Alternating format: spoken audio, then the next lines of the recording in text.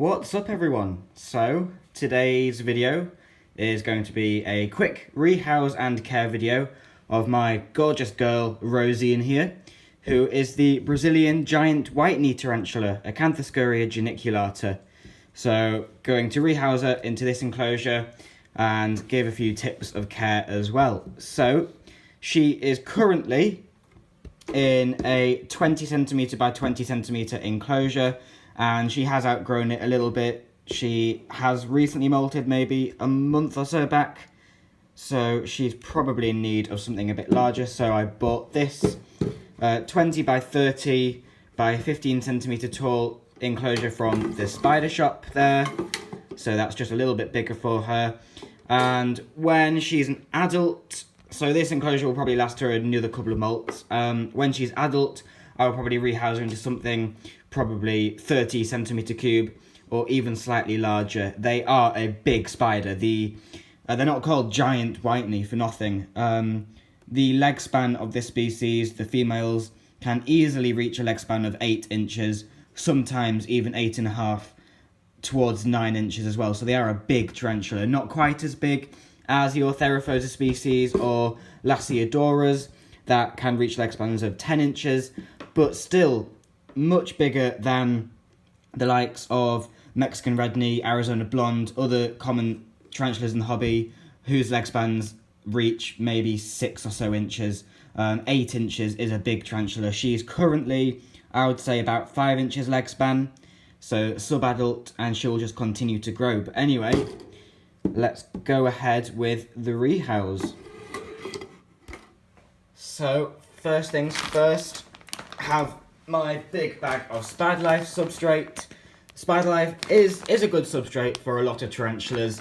It can be a bit pricey, but I don't know why, I just prefer using it. You can use potting compost or another nice moist substrate, but Spider Life just gives me peace of mind, which is kind of ridiculous really, but I guess because it has spider on the front, then I prefer using it over normal potting compost. But I'm going to go ahead and put in a couple of inches in there. These aren't a burrowing tarantula by any means. They may burrow a little bit as slings, but as they grow larger, they stop burrowing.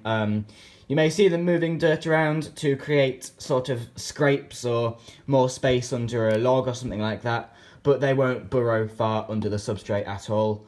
So that should do her nicely. She's currently in there. I'm going to try and get her out. There we go. There she is. So absolutely beautiful tarantula. Temperament-wise, they're not the worst, but they are also not the best. They tend to be quite flicky. At least my girl Rosie here is quite flicky. And the hairs aren't as bad as things like Theraphosa blondie, whose hairs are really irritating. But I've still had an itchy rash that lasts a day or so after I've been flicked at by this girl. That being said though, they are not bolty and they are unlikely to bite or throw a threat pose, but they are flicky. So this is not a tarantula that I would recommend handling. And I know she is on my hand, but I would not recommend handling just because of the hairs and the itchiness it can cause. But that being said, each tarantula is different, each individual, and even each individual between molts can have a different personality. So get to know your tarantula. Yours might be more grumpy or more calm than Rosie, who is actually sat here nicely on my hand. So I'm going to put her in a separate container so we can get her log and water dish put in. Right, so I'm going to go ahead and place her little bark hide there.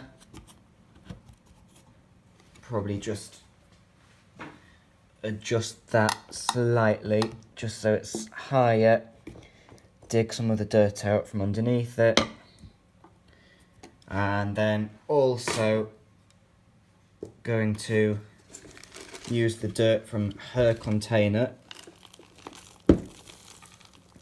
to put over it like that, so she's got a nice little sort of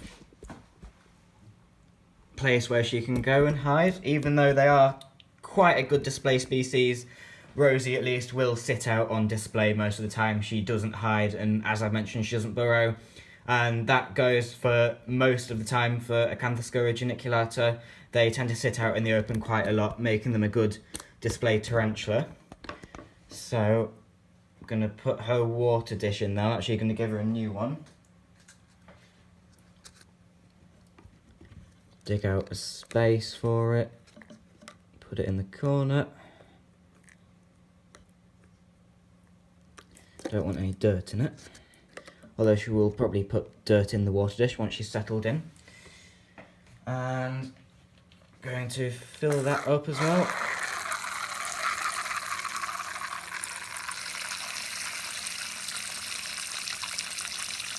So, environment-wise, the species comes from Brazil, hence the name Brazilian giant white knee, and they do like a more tropical environment, so fairly humid, although when they are larger you can keep the substrate drier, just provide them with a water dish, and fairly warm as well. They do tolerate temperatures between 20 and 26 degrees Celsius. I'm going to go ahead with some moss.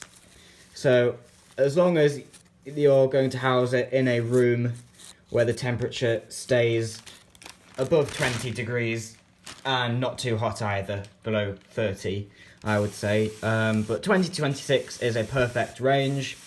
If you're going to house it in a room which is colder, especially during the winter, you may need supplementary heating, and basically all you need is a small heat mat on the back of the enclosure. Even though they're not a burrowing species, I would still not suggest putting it under, just because if the tarantula does get too hot, then they may burrow even if they're not a burrowing species, and cook basically with a heat mat on the bottom. So I would always suggest sticking it on the side. I do with mine in the winter, just have a small heat mat on there, and that does them nicely. So I think she's ready to go in.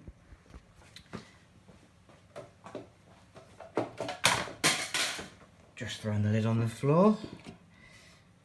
But she's so gorgeous, and they have a really good growth rate as well.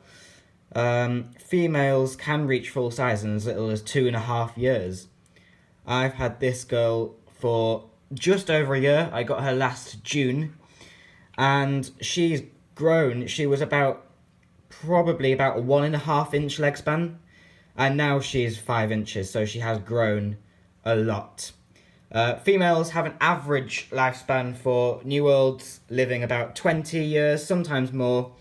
Males about 5 or 6 years. So they're awesome species. They're a really good beginner species as well.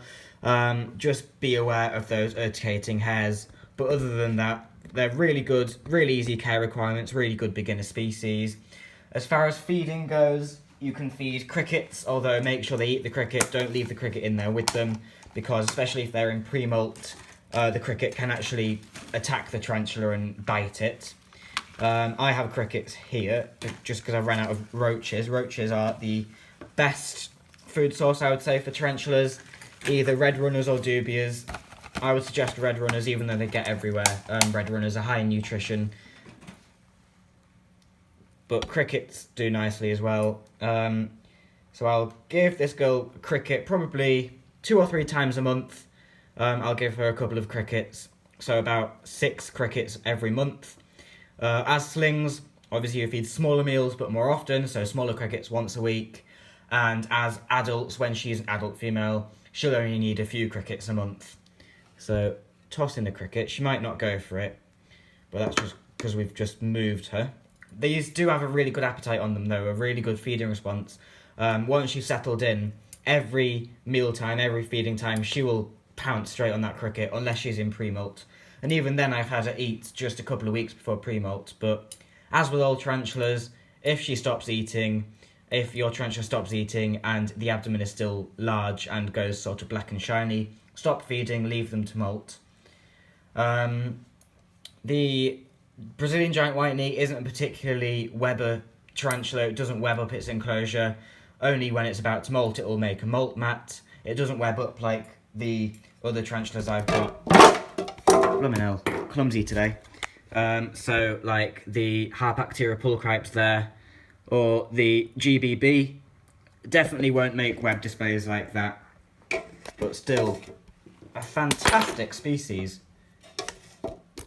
And I think I've covered everything, well, not everything, but covered what I wanted to cover for this video. So if you enjoyed it, then give it a thumbs up, subscribe if you haven't already, and we'll see you on the next one. She just took the cricket straight away, just as I stopped filming. Typical. But you can see the cricket there. Yeah, really good appetite, really good feeding response on these tarantulas. Awesome.